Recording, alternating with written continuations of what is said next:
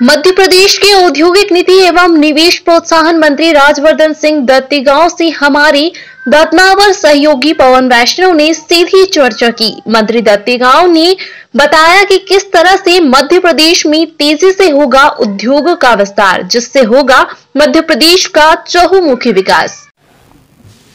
नमस्कार, NTV time news channel में आपका स्वागत है। हमारे साथ खास चर्चा में खास शख्सियत मौजूद है जिनका नाम है राजवर्धन सिंह जी दत्तीगांव। ये मध्य प्रदेश के औद्योगिक नीति एवं निवेश प्रोत्साहन मंत्री है। आइए चर्चा करते हैं मंत्री दत्तीगांव जी से और जानते हैं कि किस तरीके से इनका राजनीतिक सफर निर्दलीय प्रत्याशी के रूप में शुरू हुआ था, कांग्रेस से गुजरा और कांग्रेस ने इनके व्यक्तित्व की पहचान नहीं की। अब ये भारतीय जनता पार्टी में औद्योगिक नीति एवं निवेश प्रोत्साहन मंत्री है।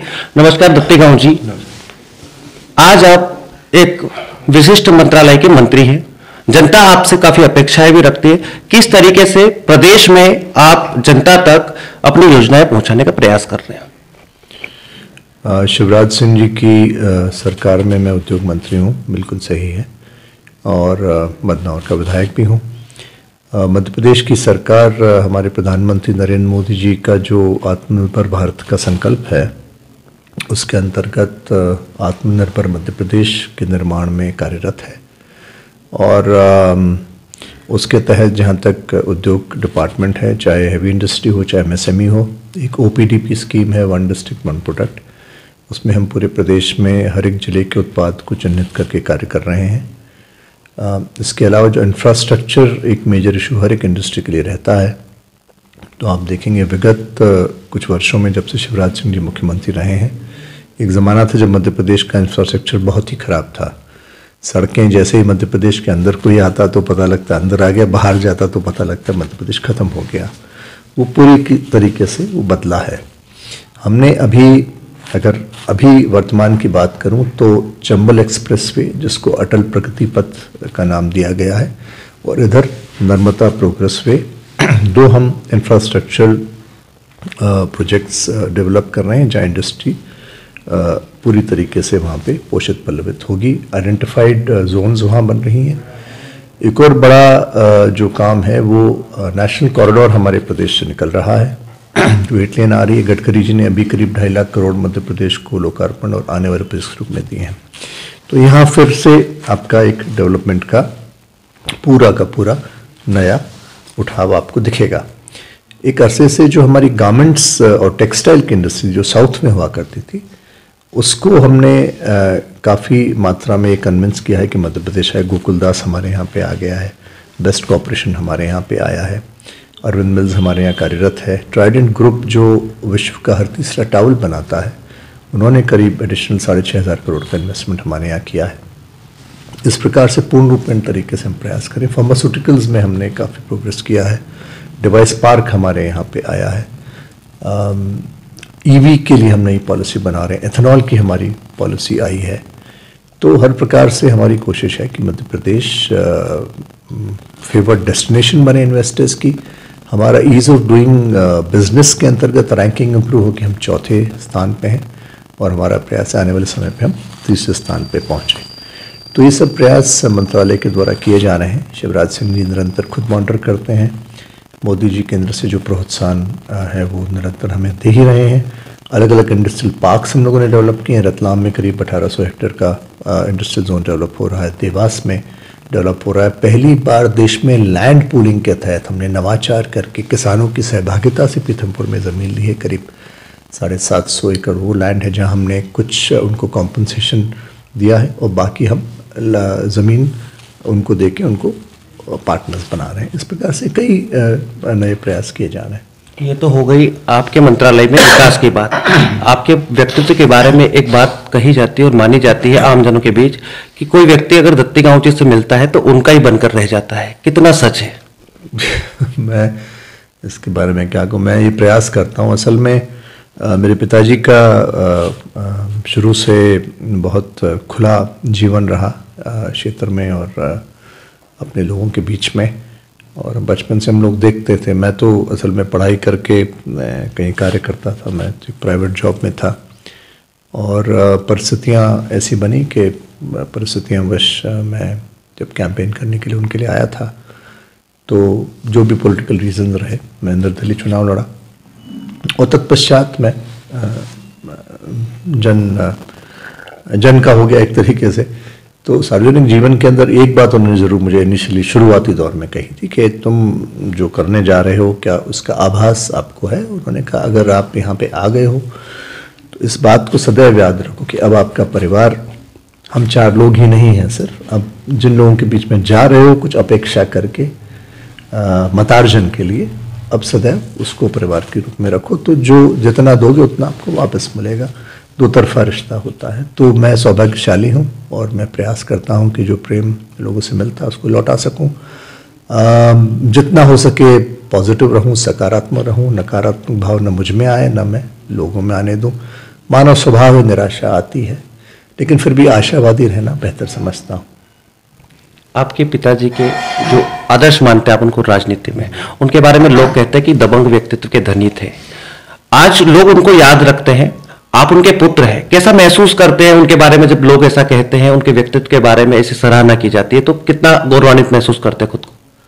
गौरवान्वित तो मेरे ख्याल से हर पुत्र अपने पिता के लिए होता ही है, चाहे वो किसी भी परिस्थिति में, किसी भी क्षेत्र में, किसी भी स्तर पे हो। लेकिन हाँ, एक बात और भी मैं कहता हूँ कि ये थोड़ा सा मेरे साथ नाइंसाफ़ी है कि मेरी तुलना मेरे पिता से की जाए, क्योंकि मुझे नहीं लगता कि पिता की बराबरी हो सकती है या पिता का कोई रिप्लेसमेंट भी हो सकता है। लेकिन हाँ, वो निर्भीक थे, वो बहुत निडर थे, वो बहुत उनके मानस में स्पष्ट थे कि उनको क्या करना है और किस लिए वो यहाँ पे हैं, और उनका एक सही गलत का निर्णय बहुत सटीक और सामयिक होता था। वो अगर तय कर लेते थे तो वो फ़ायदा नफ़ा नुकसान नहीं देखते थे, करना है तो करना है, ये है तो है। तो ये उनका ज़रूर था। वो इतने, जिसको कहने अंग्रेजी में कहते हैं डिप्लोमेटिक जो कहते हैं, वो भी नहीं थे, और वो ज़्यादा इन चीज़ों में पढ़ते भी नहीं थे। वो जैसे थे वैसे थे, साफ थे, मुंह पे थे, कह देते थे। तो हाँ, उनकी बहुत सी बातें हैं जिनका अनुसरण हम करने का प्रयास करते हैं, और असंख्य से लोग हैं जिनके लिए उन्होंने न कहते हुए भी कुछ किया और उसको छुपा के भी रखा। कोई ऐसा नहीं था कि आजकल हम देखते हैं कि लोग उसको प्रचार प्रसारित करते हैं, उसका बड़ा एडवर्टाइजिंग होती है ताकि उससे वापस रिटर्न कुछ मिल जाए कि हमने कुछ किया है, तो उसको बढ़ा चढ़ा के कहा। उनमें ऐसा नहीं था, लेकिन मेरे ख्याल से दौर अलग था, वो लोग अलग थे, और उनकी बराबरी तो मैं नहीं कर सकता, लेकिन प्रयास करता हूँ कि जो कुछ वो हमें सिखा गए उसका अनुसरण करें। कांग्रेस में रहे थे, केवल विधायक बन पाए, भाजपा में आए, मंत्री बन गए। कांग्रेस और भाजपा में क्या अंतर पाते हैं? सॉरी, अंतर तो है। कांग्रेस असल में जिस मूल भाव को लेकर मेरे ख्याल से कांग्रेस पार्टी बनाई गई थी आज़ादी के पूर्व, मूलतः कांग्रेस के बनने का कारण था कि वो एक आंदोलन था, और गांधी जी ने तो कहा भी था कि मास मूवमेंट है, और गांधी जी की भी राय थी कि आज़ादी के पश्चात पार्टी को पॉलिटिकल आउटफिट नहीं बनाया जाना चाहिए। लेकिन मेरे ख्याल से समय के साथ साथ, सत्ता के साथ कहीं ना कहीं करप्शन आता है, और जो लोग नहीं संभाल पाते हैं वो बिखर जाते हैं। तो यहाँ तो ये हुआ कि मेरे ख्याल से पार्टी ही कहीं ना कहीं बिखर गई। शायद शीर्ष नेतृत्व जनाकांक्षाओं को या धरातल पे कार्यकर्ताओं को ठीक से या तो समझ नहीं पाया, या इस बात को ठीक से ग्रहण नहीं कर पाया कि समय की आवश्यकता क्या थी, और आंतरिक लोकतंत्र मेरे ख्याल से कहीं ना कहीं कांग्रेस में कमज़ोर हो गया। तो जब वो हुआ तो धीरे धीरे केंद्र कमज़ोर हुआ, सेंटर वीक हुआ, और राज्यों में भी उसका प्रभाव पड़ने लगा।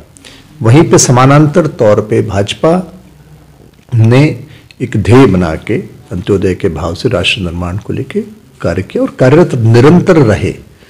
जो प्रचारक व्यवस्था है भाजपा में, वो कांग्रेस में नहीं है। यहाँ प्रचारक जिस भाव से कार्यरत रहता है 24 घंटे 365 दिन, कांग्रेस में इसका कुछ तोड़ नहीं है, उसके मुकाबले कुछ नहीं है। और यहाँ जो भाव प्रचारक का रहता है या जो भाजपा के मूल जमीनी कार्यकर्ता का रहता है, वो निस्वार्थ भाव से वो कार्य करता रहता है। इस अपेक्षा के बिना तो उसे क्या मिलेगा? तो ये कारण है। और फिर जब सरकार बदली तो बदनावर में भी यही विषय रहा। विरोधियों ने मेरे पे आरोप लगाए, हमने जवाब दिए। जनता ने इस बात को स्वीकारा कि कोई कारण नहीं था कि जो पब्लिकली कमिटमेंट बदनावर में किए गए थे उनको ऑनर न किया जाए, और उसी बात पे मतदान हो, उसी बात पे परिणाम आया। और परिणाम आया तो आज सबके सामने है। तो जो मंत्रालय है बदनावर क्षेत्र के प्रतिनिधि के पास, उसका लाभ भी बदनावर को मिल रहा है।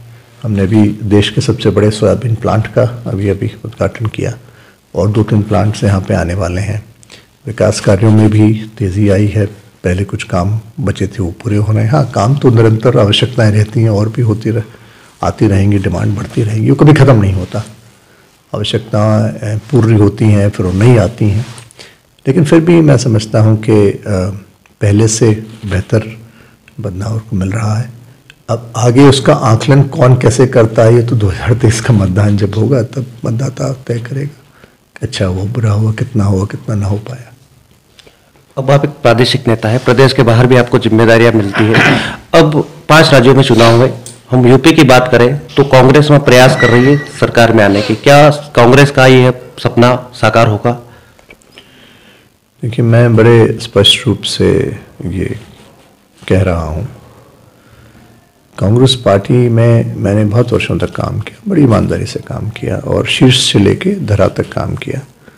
राहुल जी एक बेहद स्पष्ट और साफ और अच्छे इंसान हैं, उसमें कोई डाउट नहीं है।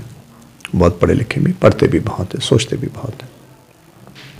लेकिन होता क्या है कि जनता के बीच या एक पब्लिक परसेप्शन में, जैसा मैंने कहा, ग्राह्यता फिर कहूँगा, तो या तो आपको जनता एक्सेप्ट कर लेती है या नहीं करती है। और ये यहाँ यही हो रहा है। जब तुलना होती है राहुल गांधी जी की और नरेंद्र मोदी जी की, उस तुलना में कहीं ना कहीं जनता को ये महसूस होता है, ऐसा मेरा सोचना है, कि मोदी जी कहीं ज़्यादा सशक्त और निर्णायक नेतृत्व है। तो उसमें स्पष्ट रूप से मोदी जी की तरफ झुकाव हो जाता है। यूपी में और भी बहुत सारी समस्या है, न सिर्फ ये कि मोदी जी यूपी से सांसद हैं, योगी जी वहाँ के मुख्यमंत्री हैं। उत्तर प्रदेश में ज़मीनी स्तर पर कांग्रेस का स्ट्रक्चर ही नहीं है। मैं तो वहाँ रहा हूँ, मैंने काम किया है, और मैं खुद के चुनाव में भी रहा हूँ कांग्रेस के प्रभारी के रूप में। एक कॉन्स्टिट्यूंसी में गया था, अमापुर के कैंडिडेट थे वहाँ के, अमरीश प्रताप सिंह उनका। तो वहाँ पे हमने पाया कि मेरे साथ तुषार वारिया जी भी थे जो विधायक एनसीपी के थे उस वक्त। तो बूथों पे जब हम लोग गए तो वहाँ पे बूथों पे स्ट्रक्चर नहीं था। हम लोगों ने बैठ के वहाँ पे पोलिंग एजेंटों की सूचियाँ बनाई। मैं पूरा, मेरे यहाँ संचालक ले गया, गाड़ियाँ ले गया, सब व्यवस्थाएं हमने करी। पहले 2000 वोट मिलते, हमने बहुत मेहनत करी, फिर भी हम उसको 12-13 हज़ार वोट से ज़्यादा नहीं ले जा पाए। तो ये प्रॉब्लम है कांग्रेस के साथ में, जहाँ फिर भाजपा का पूरा तंत्र है, स्ट्रक्चर है, कार्यकर्ता हैं, बूथ पे मौजूद हैं। तो कांग्रेस को पहले तो सत्ता में अगर आना है तो सिर्फ प्रियंका जी के प्रचार से, राहुल जी के प्रचार से सत्ता में वो नहीं आ पाएंगे, ऐसा मैं समझता हूँ। वहाँ पे बूथ पे आदमी चाहिए जो मतदाता को लाके मतदान करा सके। मध्य प्रदेश की राजनीति में जब सिंधिया जी का पदार्पण हुआ था, आप भी राजनीति में नए थे, तब आपको सिंधिया जी को लेकर एक स्लोगन दिया गया था आपके समर्थकों द्वारा, माधव प्रेम के मिशन अधूरे, ज्योति राज करेंगे पूरे। क्या वो मिशन पूरे हो गए हैं, या पूरे होंगे तो किस प्रकार से होंगे? देखिए, मिशन तो जीवन पर्यंत चलता है। जनसेवा एक ऐसा क्षेत्र है जहाँ पे आपको निरंतर कार्य करना पड़ता है।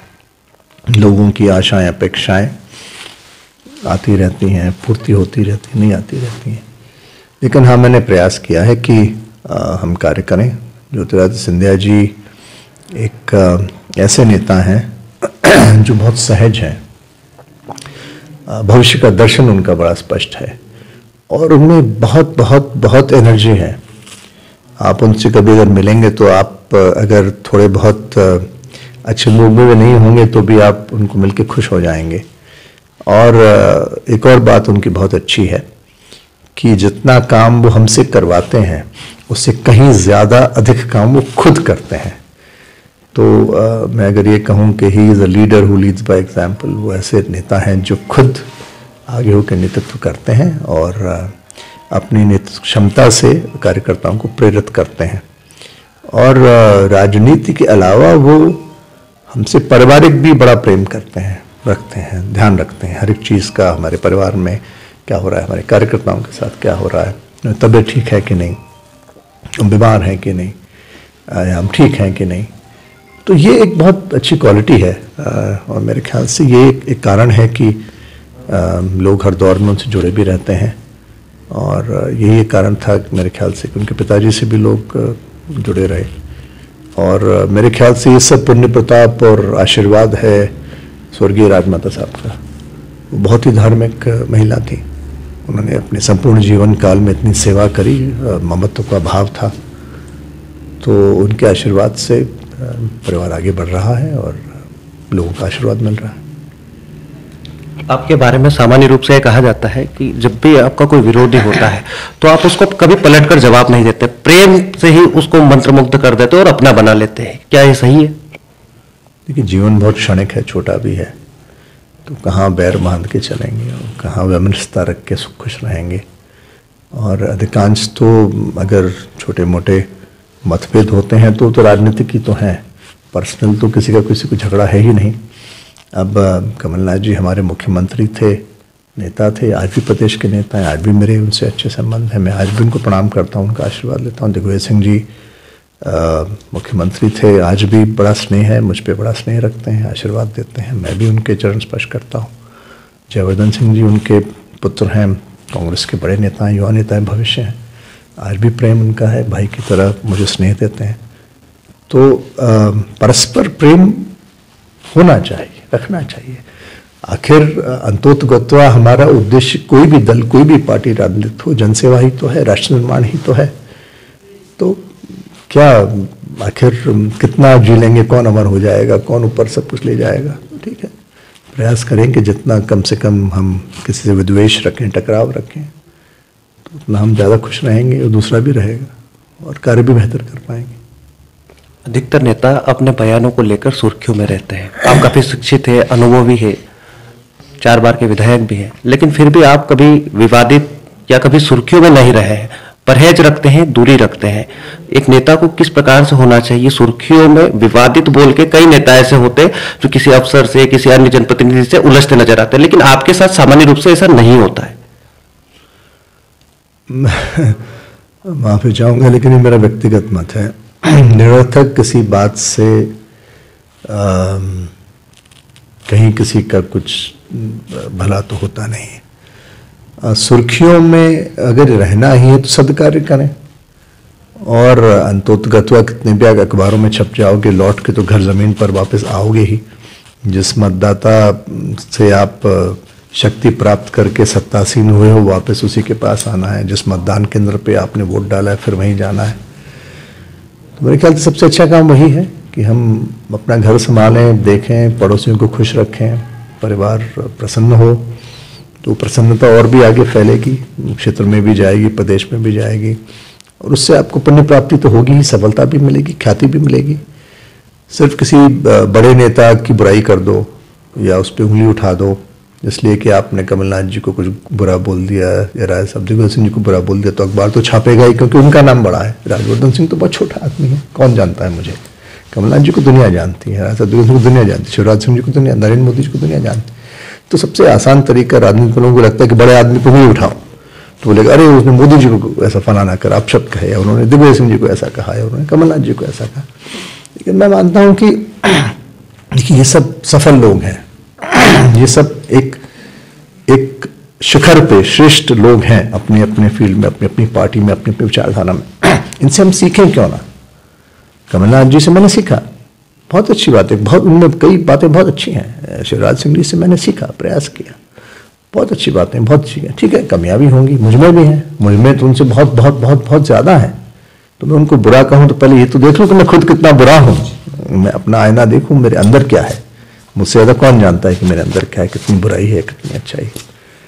तो मैं समझता हूँ कि ये कोशिश करनी चाहिए कि हम किसी पे एक उंगली उठाएं तो 3 उंगली तो हमारी तरफ भी होती है।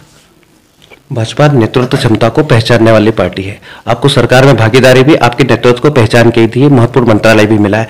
लेकिन अगर आने वाले समय में संगठन में कोई जिम्मेदारी मिलती है तो क्या आप उसके लिए तैयार हैं? मैं तो आज भी तैयार हूँ।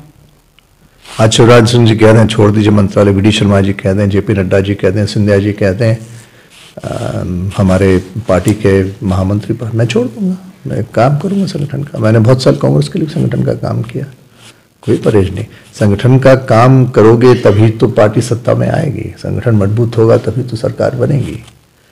ठीक है, उसमें क्या है। ये तो हो गई थी पूरे प्रदेश की बात। अब हम बदनावर, चूंकि आप बदनावर विधानसभा के सदस्य हैं, विधायक हैं यहाँ से, यहाँ के लिए क्या कुछ आने वाले समय में विशेष हो सकता है? अब तक तो बहुत कुछ विशेष कर ही दिया आपने, आने वाले समय में क्या विशेष होगा? बदनावर में बहुत कुछ हो सकता है, बहुत कुछ होना चाहिए। मैं अभी भी संतुष्ट नहीं हूँ। मुझे लगता है कि इस मामले में संतुष्ट नहीं होना चाहिए कि काम हो गया। अपने काम के मामले में हमेशा और प्रयास करना चाहिए। बदनावर दुर्भाग्यवश बहुत पहले बहुत आगे चला जाना था। हमारे पास में सब कुछ है, सोयाबीन हमारी नंबर 1 है। खैर अब तो सोयाबीन प्लांट आ गया तो सब सोयाबीन का तो कोई इश्यू रहा नहीं। हमारे यहाँ पे स्ट्रॉबेरीज होती है, आप देखिए। हमारे 12-11 क्लाइमेटिक जोन्स हैं। हमारे यहाँ पे अंगूर होते हैं, हमारे यहाँ मिर्ची, टमाटर, अच्छी मात्रा में गेहूँ हो रहा है, हमारे मटर अच्छा है, प्याज है, लहसुन है, सब चीज़ यहाँ पे होती है। तो फूड प्रोसेसिंग के लिए बहुत ही आइडियल यहाँ पे जगह है। उसका हम प्लानिंग कर रहे हैं। एक टमाटो और चिली प्लांट जो नेस्ले के कोलैबोरेटर्स हैं उनसे अभी एक एग्रीमेंट हुआ है। उनके परिवार में कुछ कमी हो गई तो वो अभी आ नहीं पाए, वो हमारी प्लानिंग है। एक हम प्रयास कर रहे हैं कि गारमेंट्स टेक्सटाइल्स में एक कंपनी लाएं ताकि महिलाओं को यहाँ एक अच्छा खासा रोज़गार मिले। उसका मेरा प्रयास है 4 से 5 हज़ार का रोज़गार उसमें संभावित है। एक और बड़ी कंपनी है एंड्यूरा, उससे हम लोग चर्चारत हैं। एक प्रोक्योरमेंट और लॉजिस्टिक्स हब के लिए मेरी कोशिश है। साउथ की कंपनी, अगर उसको क्लियरेंस मिल जाता है तो वो लोग यहाँ पे आए। एक और कोशिश हमारी है कि भाजपा सरकार यहाँ पे जो गांव में खेतों और जो हमारी खेतों की सड़कें होती हैं, कनेक्टिविटी है, वो एक अरसे से हम नहीं दे पाए हैं क्षेत्र में, मेरे ख्याल सभी जगह नहीं दे पाए। वो यहाँ पे उसकी आवश्यकता है, उस पर कुछ कार्य करने का प्रयास जारी है। स्वास्थ्य सुविधाएं कोरोना में हमारे मुंह पे तमाचा था, देश के मुंह पे था, मध्य प्रदेश या बदनावर। उसमें बड़ा दुख भी हुआ। हमने बहुत कोशिश करी, फिर भी बहुत लोग हम नहीं बचा पाए, जो हम सब राजनेताओं के लिए चिंता का विषय है। उस पर हम कोशिश कर रहे हैं, चाहे सिटी स्कैन मशीन हो, चाहे डिजिटल एक्सरे मशीन हो, चाहे एम्बुलेंसेज हो, चाहे मूलभूत हॉस्पिटल का इंफ्रास्ट्रक्चर हो। सबसे बड़ी प्रॉब्लम है कि हम चाह के भी जितने डॉक्टर्स हमें चाहिए, हम डॉक्टर्स नहीं ला पाए हैं। मुझे ये कहने में कोई संकोच शर्म नहीं है। उस पर हम काम करने की कोशिश कर रहे हैं। हमारे यहाँ पहले गायनिकोलॉजिस्ट नहीं थे, हमारी आधी आबादी महिलाओं की हैं। उनकी सेहत के लिए ये अभी गायनिकोलॉजिस्ट बदनावर में आया है। पहले हमारे सिजेरियन नहीं हो पाता था, एनेस्थेसिस नहीं था, वो भी हम लोगों ने प्रयास किया। फिर भी अभी जो जितना अच्छा हॉस्पिटल का सिस्टम होना चाहिए वो नहीं है, उसको हमें सुधारने की आवश्यकता। कोद में हमने नया हॉस्पिटल सैंक्शन किया, यहाँ सिविल हुआ है। केसूर में हम प्लांट लगा रहे हैं ऑक्सीजन का, बदनावर में 2 प्लांट्स लगे हैं, कानून में 1 प्लांट लगना है, कोद में 1 प्लांट लगना है, इस गांव में ब्लड की मशीन्स हैं।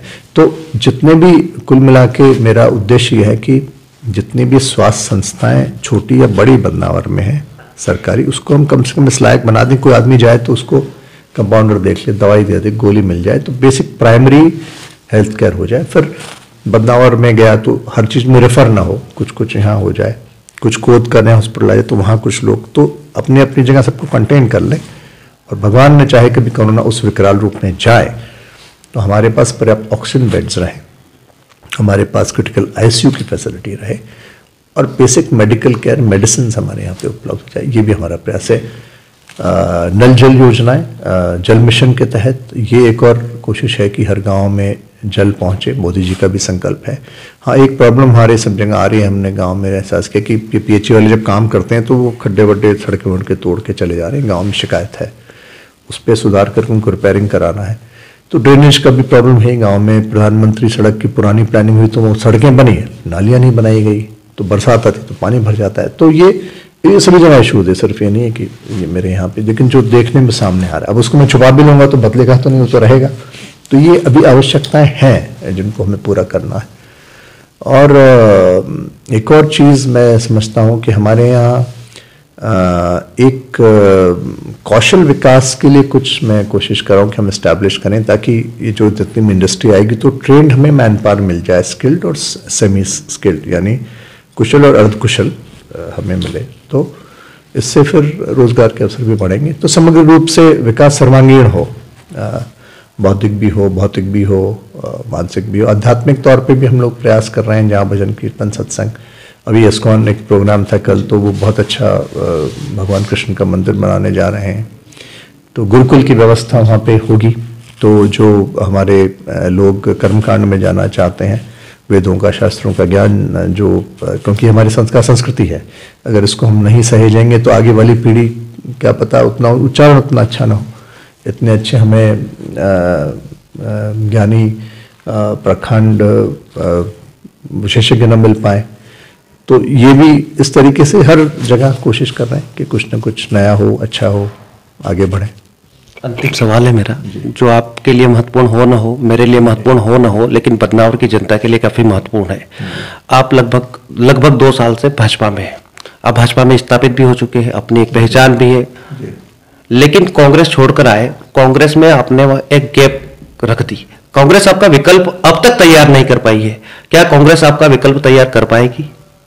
अब इसमें अभी तो आपने ऐसा सवाल पूछा है जिसका जवाब शायद कांग्रेस के संगठन को देना चाहिए, लेकिन मैं मानता हूं कि ऐसा कुछ नहीं है। कोई भी व्यक्ति ऐसा नहीं है कि जिसके बिना कुछ ना चलता हो। अब लोग, जैसे आप ही ने कहा मेरे पिताजी, अब मेरे पिताजी नहीं है तो ठीक है, दुनिया चल रही है। एक ज़माने में लोग सोचते, जब हम बच्चे थे, इंदिरा गांधी देश के प्रधानमंत्री, लोग बोलते थे इंदिरा इज इंडिया, यानी इंदिरा गांधी ही देश है। इंदिरा जी दुखद जिस तरीके से गई, चली गई, तो फिर भी राजीव जी आए और देश चला।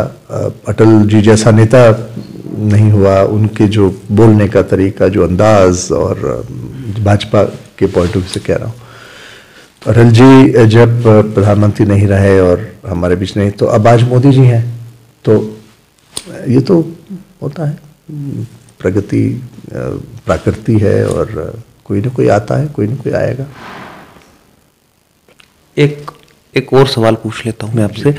आपके कांग्रेस में थे और भाजपा में आ गए, कुछ लोग आपके साथ भी आए हैं, जो आपके अपने थे वो साथ में आ गए, लेकिन लगातार ये क्रम चलता ही रह रहा है। आज भी लोग आपसे जुड़ना चाहते हैं, कांग्रेस में जो लोग अभी रह गए वो भी आपसे जुड़ना ही चाह रहे हैं। ऐसा क्या लगाव है आपसे जो अभी तक लोगों का आने का क्रम आपके साथ चलता ही है?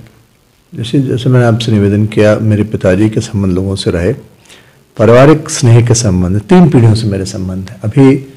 अभी बाहर बैठे हैं ईश्वर सिंह जी, मैं उनकी बेटी की शादी, दोनों भाइयों की, मैं शादी में गया, बड़नगर में शादी थी, दोनों बालिकाएं थी। तो जब इनके बड़े भाई थे तो गोपाल सिंह जी जिंदा थे, मेरे पिताजी सब चले गए। तो बच्चों को, इनकी माता जी गए, तो मैंने कहा, दोनों बेटियों को मैंने कहा, मैं आपके पिताजी की बारात में भी गया था। तो वो दूसरी तीसरी पीढ़ी है। तो जब मेरा छठा चुनाव था, मेरे पिताजी 2 चुनाव लड़े, तो 8 चुनाव मेरे परिवार ने यहाँ से लड़े निरंतर, 90 से लेके आज तक। तो स्वाभाविक तौर पे हर मतदान केंद्र पे हर परिवार से संबंध हैं। मेरी माताजी भी जिला पंचायत की उपाध्यक्ष रही, तो वो जाती तो महिलाओं से बड़ा प्रेम मिलता था। स्वाभाविक तौर पे आपके संबंध हैं, संबंध जब हैं, और जब मैं यहाँ पे सत्ता में हूँ, और जब शिवराज सिंह जी ने मुझे मौका दिया है, सिंधिया जी ने मुझे मौका दिया है, मोदी जी ने मुझे मौका दिया है, और मैं किसी गांव में जाऊँगा तो व्यक्ति अगर मुझसे परिचित, मुझसे आके बात करेगा तो कुछ कहेगा तो अपेक्षा रखेगा तो मैं कहूँगा ठीक है, कोई बात नहीं, तो मैं तो सबका विधायक हूँ। तो उसको मन में बात महसूस होगी, ठीक है, क्या हुआ, मैंने कुछ बिगाड़ा तो नहीं, बुरा तो नहीं किया, तो क्या बुराई है अगर मैं साथ आ जाऊं। हाँ, वैचारिक फर्क कांग्रेस और भाजपा का है, मनभेद हमारा किसी का नहीं है। कल मैं एक शादी में जीतू पटवारी जी से मिला, हम बिल्कुल भाइयों के जैसे मिले, मेरे से गले मिले, अच्छी बात करी, हमने फोटो खिंचवाए।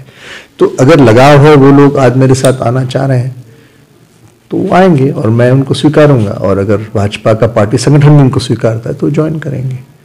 तो ये जो मैंने आपसे मूल फर्क बताया था भाजपा और कांग्रेस का, कि बूथ पे नित निरंतर भाजपा का कार्यकर्ता कार्य करता ही रहता है, वो कैंडिडेट को नहीं पहचानता। उसको ये फर्क नहीं पड़ रहा है कि बदनाव से राजवर्धन सिंह दत्तीगांव चुनाव लड़ रहा है, मोहन सिंह शेखावत चुनाव लड़ रहे हैं, या खिमराट पाटीदार चुनाव। वो ये जानता है कि कमल का फूल का निशान में भाजपा का उम्मीदवार चुनाव लड़ रहा है और हमें उसके लिए कार्य करना है। कांग्रेस का व्यक्ति नेता को पहचानता है, वो इतने साल से दत्तीगांव के नाम पे वोट दे रहा है। तो जब प्रेम सिंह जी का लड़का चुनाव लड़ा निर्दलीय के रूप में, तो जो था वो आके मेरे साथ खड़ा हो गया। जब वो यहाँ पे शिफ्ट हुआ तो वो आके वहाँ पे खड़ा हो गया। तो कहने का मतलब ये है और कारण ये है और डायग्नोसिस ये है कि संगठन वहाँ पे नहीं था, वहाँ पे व्यक्ति था। व्यक्ति आ गया तो वहाँ का आपका मानव संसाधन कार्यकर्ता आ गया। ये अंतर है, बड़ा अंतर है। ये थे हमारे साथ प्रदेश सरकार में औद्योगिक एवं निवेश प्रोत्साहन मंत्री राजवर्धन सिंह जी दत्तीगांव, जिन्होंने बताया कि कांग्रेस संगठन और भाजपा संगठन में क्या मुख्य अंतर है, किस तरीके से प्रदेश को विकास की ओर अग्रसर किया जा सकता है। देखिए खबर कैमरा पर्सन योगेश चौहान के साथ बदनावर से पवन वैष्णव की एक खास रिपोर्ट।